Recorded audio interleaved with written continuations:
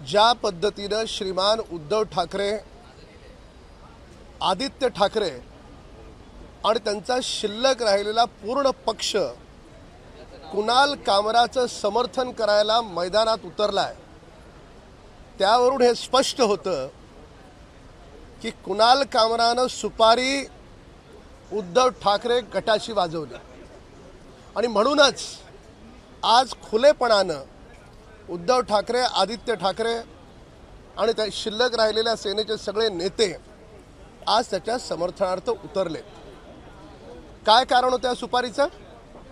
आम्ही वारंवार सांगतोय, उद्धव ठाकरेंना आज कुणाल कामरे आणि नागपूर आठवल्याला कारण एकच आहे, दिशा सालियन प्रकरणात पुन्हा एकदा ठाकरे कुटुंबियांचं नाव आलं म्हणून सगळ्यांचं लक्ष विचलित करण्यासाठी त्यांनी कुणाल कामराला सुपारी दिली आणि आज जे विधान भवनात कधीच येत नाहीत ते आज मुद्दामून ते बाईट द्यायला आले आणि काय बोलून गेले?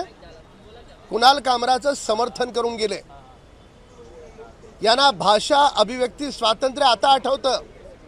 जेव्हा स्वतः मुख्यमंत्री होते तेव्हा पत्रकाराला एक एक आठवडा तुरुंगात घालणारे हे, पोलीस अधिकाऱ्याला घरात बोलवून त्याला मरेपर्यंत मारणारे हे, यांना आता संस्कृती आठवते। त्यामुळे संस्कृतीची भाषा उद्धव ठाकरे गटाच्या नेत्यांना बोलण्याचा नैतिक अधिकार आहे का, हा माझा पहिला सवाल आहे। आणि रस्त्याच्या मुंबईतील काँक्रिटीकरणाबद्दल हे बोलतात। 30 वर्ष सत्तेत होते, मुंबईमध्ये फक्त 2050 किलोमीटरचे रस्ते आहेत महापालिकेच्या हद्दीत। हे रस्ते उद्धव ठाकरे कंपनीने मुद्दाम म्हणून काँक्रिटीकरण होऊ दिले नाहीत, कारण एकदा काँक्रिटीकरण झालं तर मग नवीन टेंडर निघणार कसं?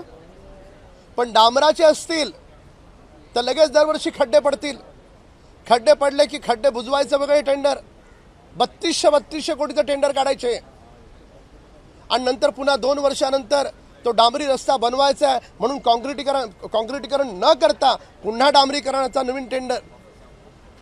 तर दुसऱ्यांना घोटाळा म्हणणारे श्रीमान उद्धव ठाकरे आणि त्यांची कंपनी, त्यांचा गट यांनी लक्षात ठेवावं, मुंबई महानगरपालिकेचे रस्ते त्यांच्याकडे 30 वर्षाची सत्ता असताना सुद्धा मुद्दामून काँक्रिटीकरण केले नाहीत आणि काँक्रिटीकरण करायला कुठलंही रॉकेट सायन्स लागत नाही। फक्त एका मातोश्रीचे 2 मातोश्री बंगले करायचे होते, स्वतःची घरं भरायची होती, रोलेक्स सारखी महागडी घड्याळ घालायची होती, म्हणून त्यांनी डांबरीकरणाचे रस्ते ठेवले का, हा आमचा सवाल आहे। एबीपी माझा, उघडा डोळे बघा नीट।